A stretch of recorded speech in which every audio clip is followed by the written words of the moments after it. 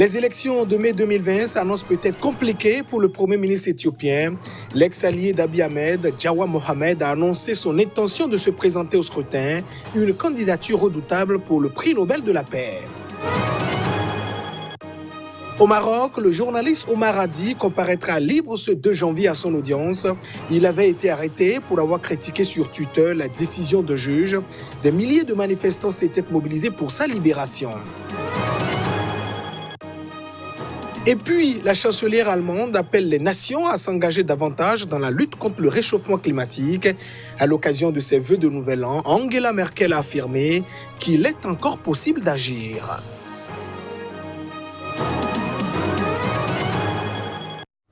Mesdames et messieurs, voilà donc pour le sommaire de cette édition. Merci de nous préférer pour vous informer et heureuse année à tous.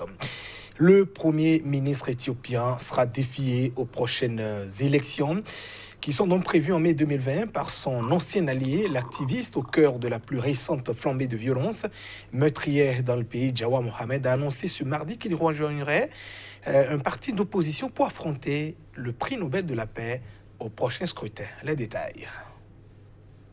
Jawar Mohammed a indiqué qu'il porterait les couleurs du Congrès fédéraliste Oromo, OFC, un mouvement dirigé par 2 vétérans de la politique éthiopienne. En effet, Jawar avait aidé à organiser les manifestations antigouvernementales qui ont mené à l'arrivée au pouvoir en avril 2018 de Abiy Ahmed. Mais en 2019, il s'est affirmé comme l'un des principaux détracteurs du chef du gouvernement. Les 2 hommes sont issus du premier groupe ethnique du pays, les Oromo. Leur désaccord illustre les divisions en son sein, ce qui pourrait compliquer la tâche de Abiy pour se maintenir au pouvoir 5 années supplémentaires. En octobre, Jawar avait accusé le gouvernement d'avoir tenté de s'en prendre à lui, provoquant des manifestations anti-Abiy qui avaient débouché sur des affrontements ethniques dans la région de l'Oromia et la mort de 86 personnes.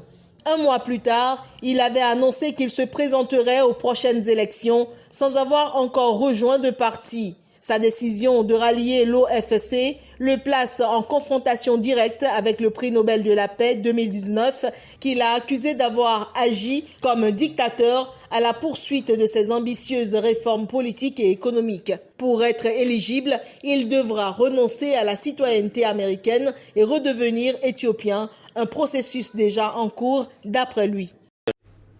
Les habitants de Béni, à l'est de la République démocratique du Congo, confrontés aux violences des ADF, ce groupe de forces démocratiques alliées, une vingtaine de civils ont été tués dans la nuit du dimanche à lundi. Les tueries ont été commises à l'arme blanche. Dans cette attaque, plusieurs maisons ont été incendiées. Les autorités ont pourtant été alertées depuis dimanche soir sur la présence d'hommes suspects à l'ouest d'Oïcha, a regretté l'un des responsables du réseau des organisations de la société civile de Béni. Nous continuons à demander aux forces armées de la RDC de lancer les opérations du côté ouest afin d'épargner les civils, a-t-il ajouté. Apetina Sana est une cité située à 16 km à l'ouest d'Oïcha, chef-lieu du territoire de Béni, sur la route nationale numéro 4, dans ce que les habitants appellent le triangle de la mort, Mbo, Erengeti et Oïcha.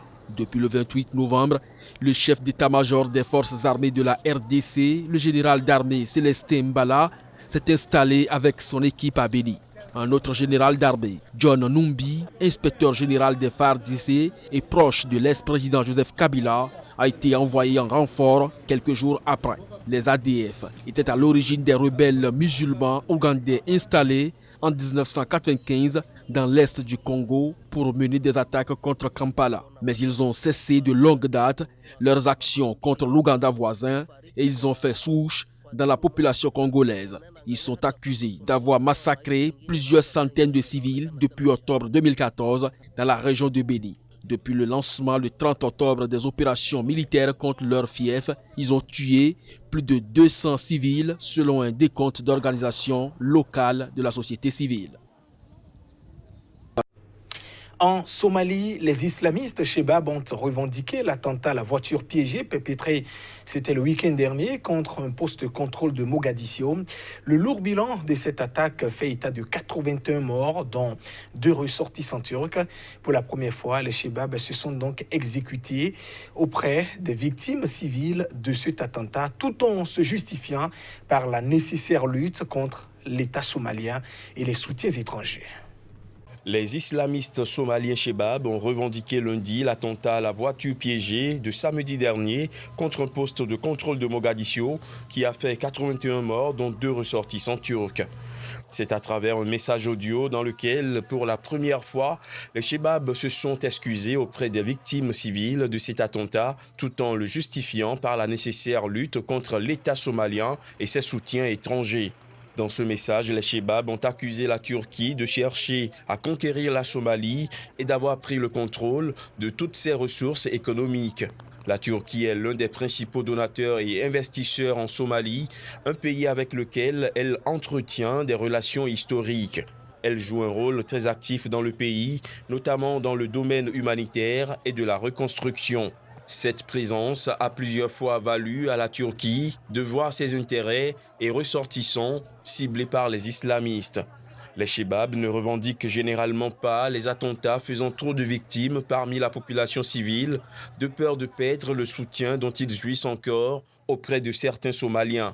L'attentat de samedi est le plus meurtrier depuis celui commis en 2017 avec un camion piégé qui avait tué plus de 500 personnes dans la capitale. Les Chebab ne l'avaient pas revendiqué. Au Congo-Brazzaville à présent, au moins 3000 personnes se retrouvent sans toit après des coulées de boue. Les pluies diluviennes qui se sont abattues sur la région de la capitale congolaise ont causé d'importants dégâts. Les populations appellent l'État à l'aide. 3000 personnes se sont retrouvées sans abri après des coulées de boue consécutives aux fortes précipitations sur la région de Brazzaville. L'information est confirmée par un responsable local qui affirme que l'État ne dit rien. Nous sommes abandonnés à nous-mêmes, le quartier n'est pas inondé mais englouti par le sable entraîné par les eaux de pluie, s'est-il plaint. Sur la principale avenue qui relie le quartier Ngambio à base à celui de Mukondo dans le 4e arrondissement, le sable qui est monté jusqu'à 3 mètres de hauteur a enseveli tout le bitume, ont constaté des journalistes. Plusieurs maisons se retrouvent avec des ouvertures coincées par le sable et ont dû être abandonnées par les occupants forcés de trouver refuge ailleurs. Il y avait des hommes et des femmes qui étaient propriétaires ici. À cause de l'éboulement de l'ensablement et des coulées de boue, ils ont tout perdu et sont devenus locataires loin d'ici, a affirmé un jeune de 20 ans. Nous demandons au gouvernement de nous aider parce que la population souffre. Certains parmi nous sont rentrés au village, a déclaré un autre habitant. Depuis octobre, des pluies tombent sans répit sur le Congo, causant de nombreux dégâts, notamment le long du fleuve Congo et de la rivière Ubangi située au nord, où le gouvernement et les humanitaires tentent de venir en aide à 180 000 sinistrés. Au Maroc, la justice a décidé d'accorder la liberté provisoire au journaliste et militant des droits humains Omar Hadi. Pour avoir critiqué une décision de justice, il avait été donc placé en détention la semaine dernière. Plusieurs manifestants étaient descendus dans les rues pour exiger sa libération.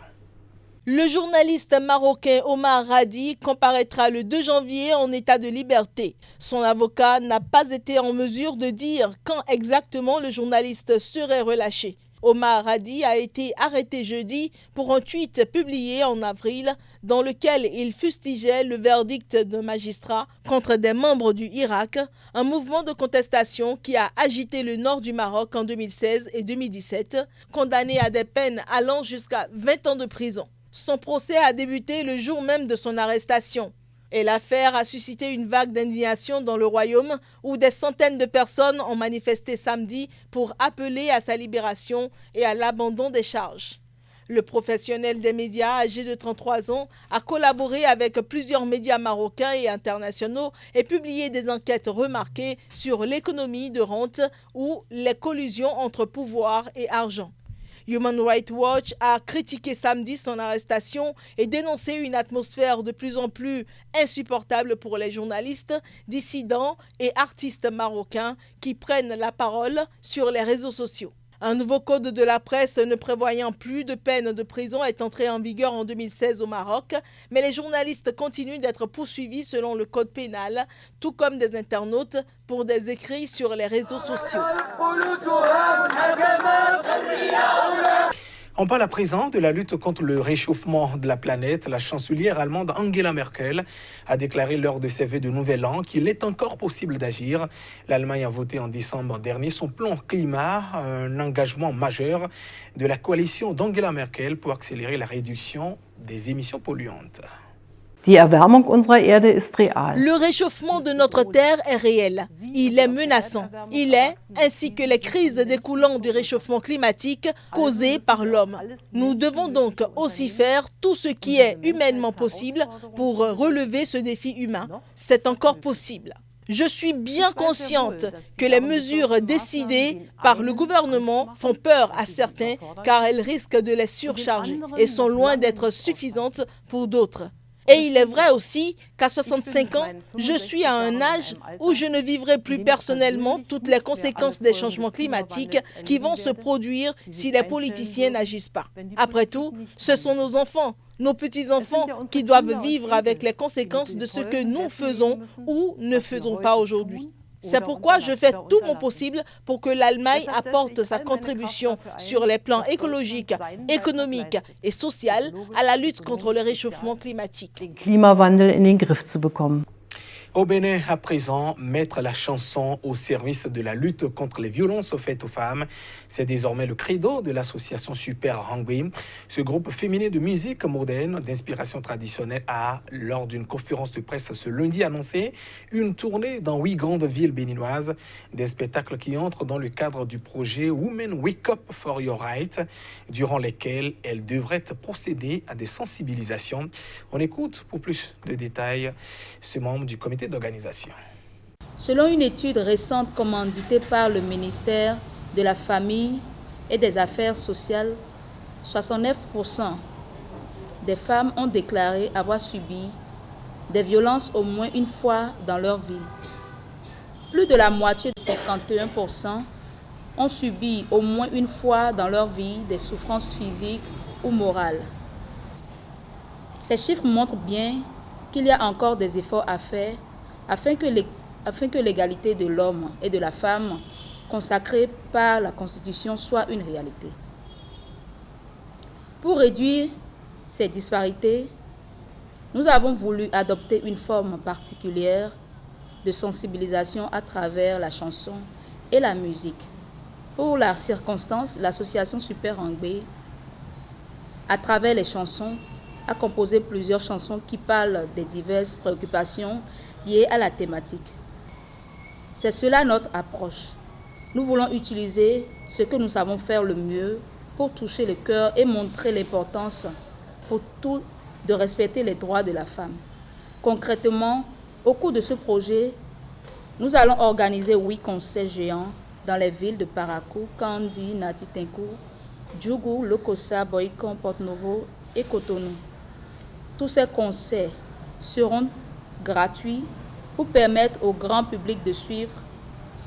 À côté des concerts, il y aura aussi des séances de sensibilisation avec des groupements de femmes et élus locaux.